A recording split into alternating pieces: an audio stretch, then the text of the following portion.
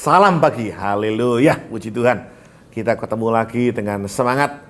Masalah boleh ada, tapi kita tetap semangat. Karena dari semangat itu imun kita naik. Dan kita boleh menang di dalam keadaan apapun. Firman Tuhan berkata dalam Mazmur 13 ayat 1-3, Bapak Ibu Saudara, indah sekali. Firman Tuhan berkata, berapa lama lagi Tuhan kau lupakan aku terus menerus, kata Daud. Berapa lama lagi kau sembunyikan wajahmu terhadap aku? Berapa lama lagi aku harus menaruh kekhawatiran dalam diriku dan bersedih hati sepanjang hari? Berapa lama lagi musuhku meninggikan diri atasku? Pandanglah kiranya, jawablah aku ya Tuhan Allahku. Buatlah mataku bercahaya, supaya jangan aku tertidur dan mati. Kalau saudara tahu Mazmur ini salah satunya yang nulis Daud, saudara. Musa ada pernah nulis di situ, di Mazmur 90 itu ya. Tapi firman Tuhan berkata di Mazmur ini Daud yang nulis. Dan Daud nulis ini bukan dalam keadaan yang lagi hebat, tapi dalam keadaan yang lagi terpuruk. Karena firman Tuhan berkata, berapa lama lagi kau lupakan aku terus menerus. Saudara tahu keadaan Daud ya. Banyak hamba Tuhan, bahkan saya pernah menyampaikan, Daud dikejar-kejar mertuanya ya. Saul yang iri kepada dia. Kemudian Daud pernah pura-pura menjadi gila. Daud pernah di Gua Adulam ketemu dengan 400 orang yang bermasalah, saudara. Kemudian Daud pernah mengalami masa-masa yang berat bersama dengan anak-anaknya. Daud mengalami hal yang berat dalam hidupnya. Daud bukan orang yang jahat, saudara. Daud bukan orang yang suka mencuri. Daud bukan orang yang tidak berintegritas, saudara. Daud sangat berintegritas. Kenapa? Saya bilang Daud berintegritas kenapa? Karena ketika dia ketemu Saul, waktu dia potong jubah, pucuk jubahnya Saul, harusnya dia bunuh Saul bisa. Tapi dia ingat Tuhan berkata, orang yang aku urapi tidak boleh dibunuh. Dia berintegritas, dia berkompeten. Dia orang yang hebat, tapi dia mengalami proses yang tidak ringan.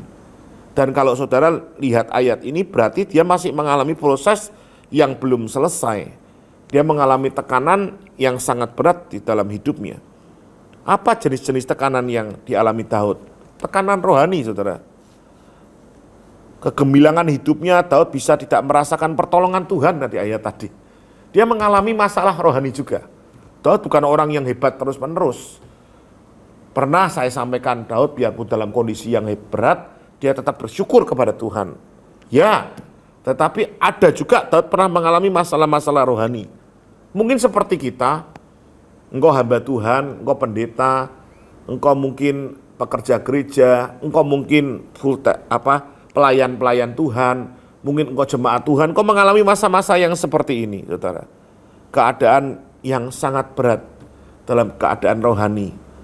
Dan kedua, saudara, tekanan psikologis dan fisik. Apa, saudara? Psikologis fisik Daud kena. Dia penuh dengan kekhawatiran. Dia tekanan jiwa yang mengakibatkan fisiknya juga kena, saudara. Dia bilang kalau saudara lihat ayatnya, dia penuh dengan kekhawatiran. Berapa lama? Dia katakan, berapa lama lagi aku harus menaruh kekhawatiran. Khawatir itu dari mana? Toh dari pikiran, toh, saudara, jiwanya. Ya, pikiran Daud, psikis Daud juga mengalami masalah. Yang ketiga, saudara, Daud mengalami tekanan sosial. Kenapa?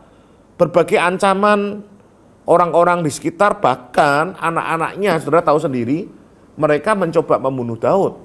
Orang-orang yang dekat dengan Daud, mereka mencoba untuk membunuh Daud.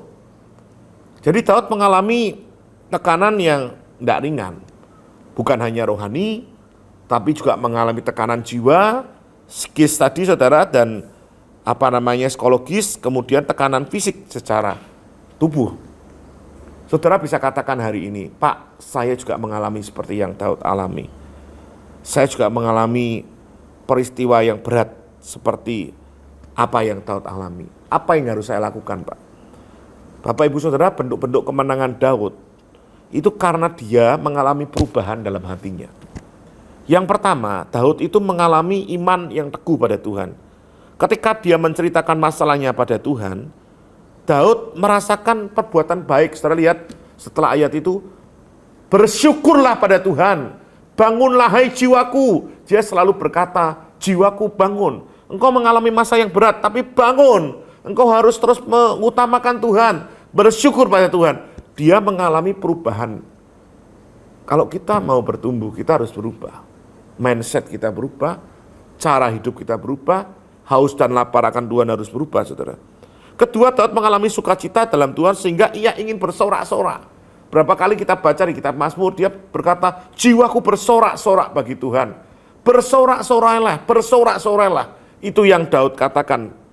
Yang ketiga, Daud memiliki keinginan untuk membesarkan nama Tuhan. Ketika engkau membesarkan Tuhan dengan cara bernyanyi, saudara, maka engkau tahu bahwa Tuhan lebih besar dari masalahmu. Tuhan lebih besar dari hidupmu. Dari seperti itulah, engkau akan merasakan kemenangan yang dari Tuhan. Jadi kemenangan itu bukan dari fisik. Kalau kita anak Tuhan, kemenangan itu dari mana, saudara? Dari hati kita. Perubahan hati kita, itu akan menang, kemudian mindset kita menang, dan seluruh hidup kita menang. Oleh sebab itu hari ini sekali lagi, Bapak, Ibu, Saudara yang kasih dalam Tuhan, kalau engkau mengalami kekalahan dalam psikismu, dalam jiwamu, dalam rohanimu, atau dalam tubuhmu, berubahlah. Tuhan yang menolong saudara. Hari ini siapa engkau yang mau berubah? Mari angkat tangan bersama dengan saya. Berkati mereka, tangan-tangan yang terangkat dalam nama Yesus. Seperti engkau yang merubah Daud, yang dalam kondisi terpuruk menjadi menang. Demikian hidup mereka akan diubah Tuhan dari keterpurukan menjadi kemenangan dari Allah.